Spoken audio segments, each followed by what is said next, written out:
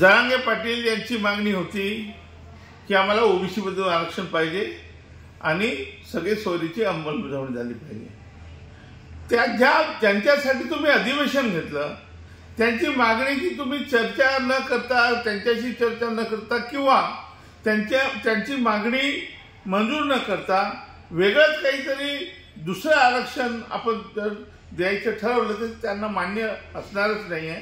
आणि म्हणून परत सांगतोय मी की जरांगे पाटील यांची मागणी बरोबर आहे, ओबीसी मधूनच द्यायला पाहिजे त्यांना, परंतु सब कॅटेगरीशन करून जर दिलं तर आपण कुणबी मराठ्यांना आपण एकत्र करून देऊ शकतो। आणि मग त्यांचं जे म्हणणं आहे की सगळे सोयरे एकासाठी त्यांना कुणबीचे दाखले मिळणार आहे, त्यांना कुणबीचं आरक्षण पाहिजे म्हणजे त्यांना ओबीसीचं आरक्षण पाहिजे, ह्या दोन्ही गोष्टी साध्य करता आले नाही। सरकार टोटली फेल गेलेलं आहे।